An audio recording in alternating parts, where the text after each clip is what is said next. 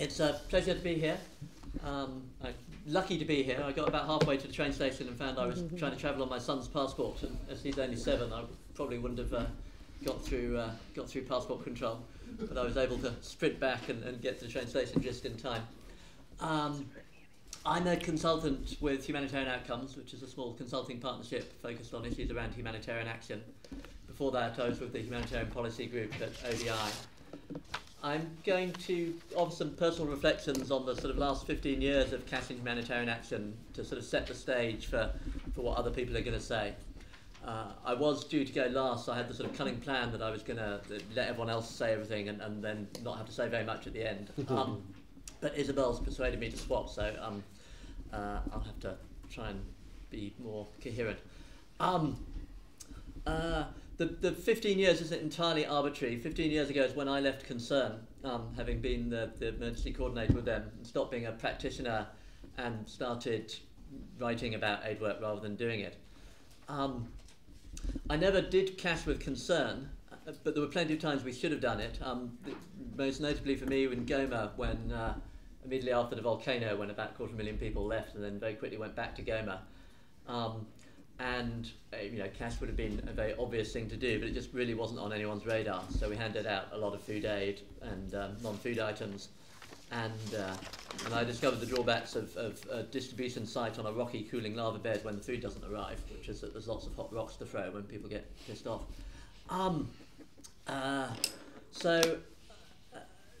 When I started research on cash is when I started at the Humanitarian Policy Group at ODI. So it was about 2003, 2004. And at that stage, keeping on top of things was pretty easy because there really wasn't that much cash happening. There were about half a dozen examples that you could try and sort of pick apart and learn lessons from. The Swiss government were doing it, but being Swiss, they weren't telling anyone about it, so you had to sort of dig into what they were doing.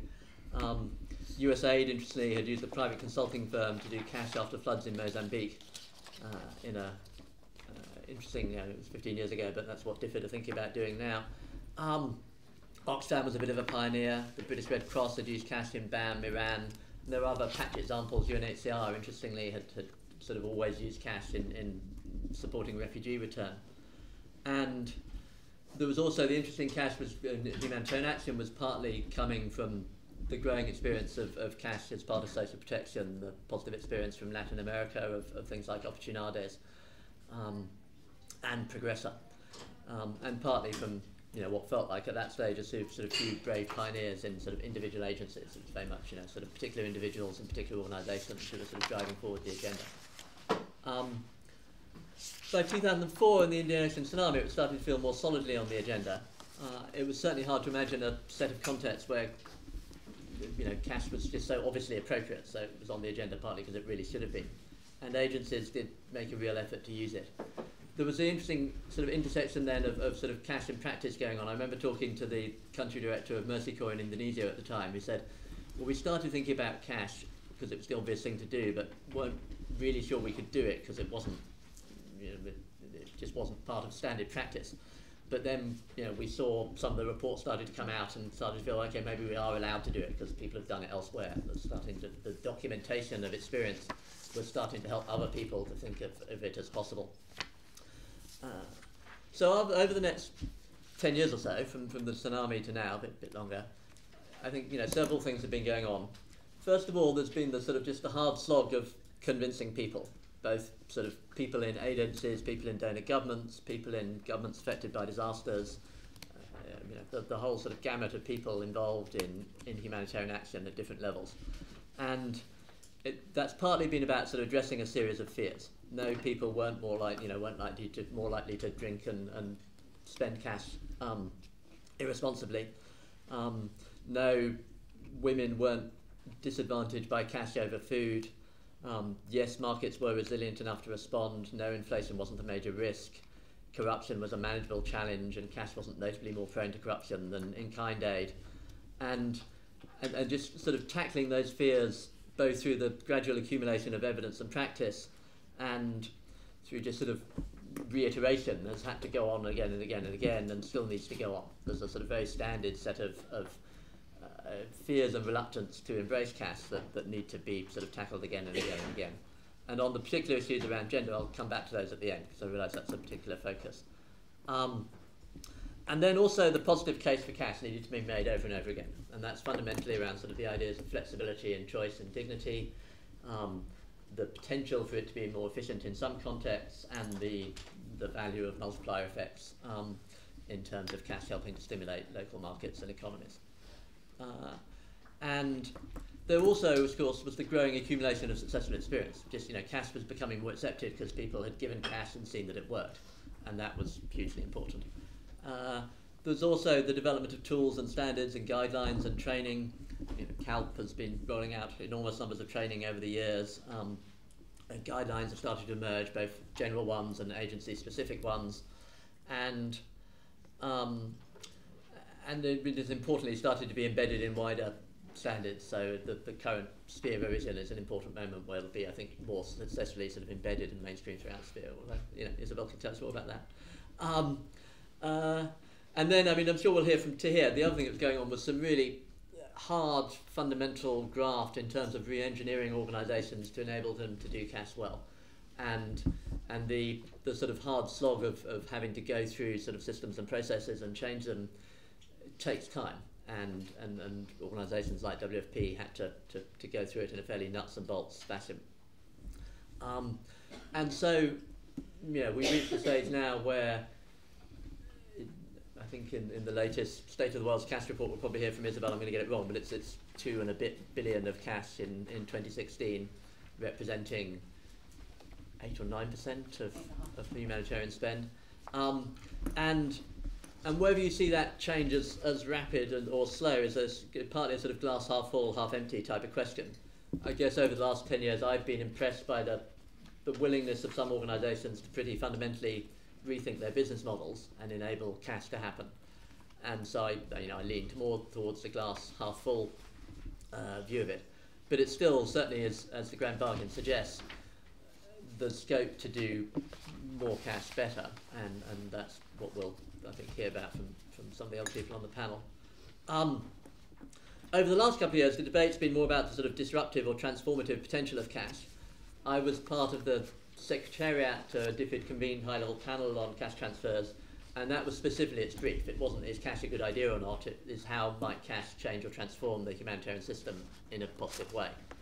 And over the last 2 years, we're starting to see the fallout of the issues that the panel report was grappling with in contexts like Lebanon, Iraq and Turkey, with heated debates over coordination of cash and where it fits within existing coordination structures, and just, who should deliver cash and how, and whether it makes sense to have lots of organisations all delivering cash or fewer organisations delivering cash, and what that means for both the people affected by disasters and what cash they get from whom, but also there are some real important consequences for organisations in terms of their business models, in terms of overheads, mandates, ability to maintain operational presence, and all of those matter, although I think it's important to keep the focus on the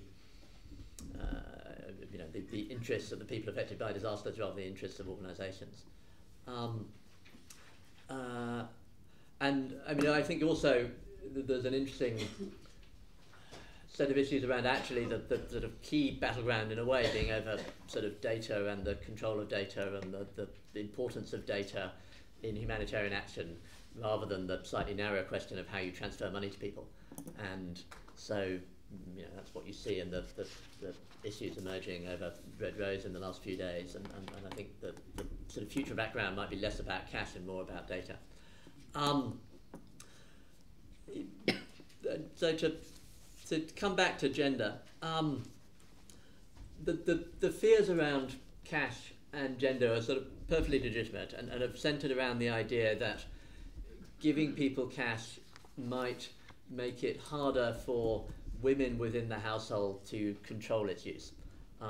And those are very sensible concerns, and they're based on a history of and literature and evidence around how decisions are made within households.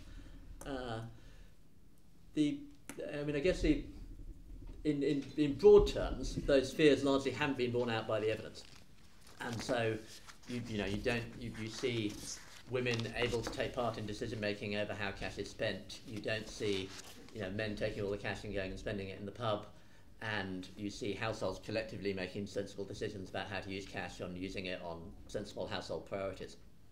And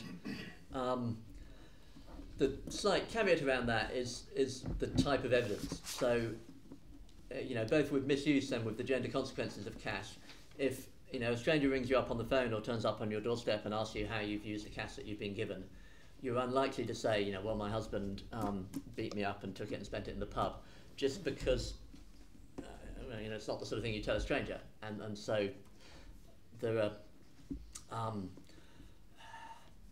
there's a need for more in-depth qualitative research, but that has happened, and the more in-depth qualitative research is also, on balance, positive. So I think what's going on is partly a reflection of the sort of, the cash is going to very poor people in very desperate situations, and poverty is just miserable and tough and forces you into a series of tough and unpleasant choices about, whether you can afford the next meal for your children or school fees, or you're constantly balancing unpleasant choices, and cash, a bit of cash makes that a bit less unpleasant, and so does at the margins sometimes help to reduce tensions in the household, and therefore enable men and women together to plan household budgets with slightly less difficult choices to be made. The evidence also suggests that men and women do collectively discuss how to spend cash and do make largely sensible decisions about it, that there is cooperation going on in households. And in some situations there is evidence of cash having some advantages over in-kind aid in terms of its sort of discreteness and flexibility.